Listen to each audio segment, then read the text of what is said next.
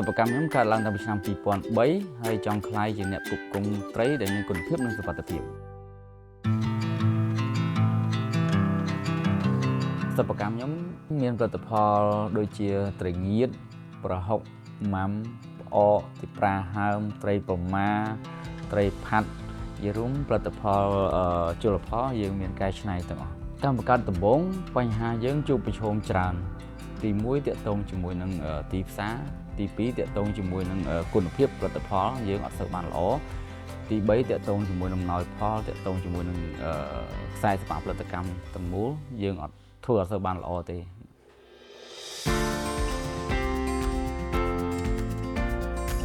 មានគម្រោង Coffee Capture ចូលមកយើងអភិវឌ្ឍខ្លួនខ្លាយជាផលិតផលដែលមានស្តង់ដារមួយគាត់បានជួយទាក់ទងជាមួយនឹងការបណ្ដុះបណ្ដាលបុគ្គលិកទាក់ទងជាមួយនឹងអនាម័យហើយធ្វើផែនការអាជីវកម្មហើយមួយទៀតទាក់ទងជាមួយនឹងសម្ភារៈប្រើប្រាស់ដែលទាក់ទងជាមួយនឹងសុវត្ថិភាពចំណីអាហារហើយមួយទៀតគាត់ជួយឲ្យសិប្បកម្មរបស់ខ្ញុំហ្នឹងបាននិមិត្តសញ្ញាគុណភាពផលផលិតផលជលផលរបស់កម្ពុជាហ្នឹងហៅកាត់ថា CQS របស់យើងហ្នឹង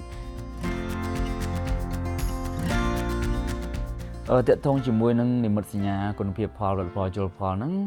យើងមានដំណាក់កាលជាច្រើននៅក្នុងហ្នឹងហើយដំណាក់កាលចម្បងដែលគេយើងត្រូវគិតគឺវត្ថុធាតុដើមវត្ថុធាតុដើមរបស់យើងវាមាន4ហ្នឹងហើយមានត្រីអំបិលប៊ីចេងស្ករតើយើងចេញមកពីប្រភពណាបន្ទាប់មកដែលយើងចូលដល់កន្លែងប្រឡាក់ម្ដងដូចខ្ញុំអញ្ចឹងខ្ញុំអត់ប្រឡាក់នឹងដៃទេយើងប្រើម៉ាស៊ីនដើម្បីមានការងាយស្រួលហើយឲ្យរសជាតិត្រីជាមួយនឹងគ្រឿងយើងចាប់ចូលគ្នារួចហើយបានយើងដល់ដំណាក់កាលដែលយើងត្រូវស្អែកឡើងមកយើងដល់ដំណាក់កាលយើងហាលដល់ពេលយើងហាលយើងមានរោងសម្ងួតរបស់យើង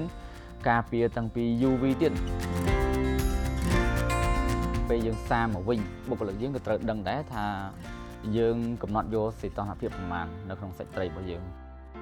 ចំណុចសំខាន់មួយទៀតនៅក្នុងការវេចខ្ចប់ទាក់ទងជាមួយនឹងសម្បកវេចខ្ចប់ថង់ដែលយើងវេចខ្ចប់របស់យើងហ្នឹងយើងត្រូវគិតពីសុវត្ថិភាពចំណីអាហារដូចគ្នាដល់ពេលយើងវេចខ្ចប់បានហើយបានយើងនឹងបិទ label របស់យើងនឹងមាននិមិត្តសញ្ញា CQS នឹងបាន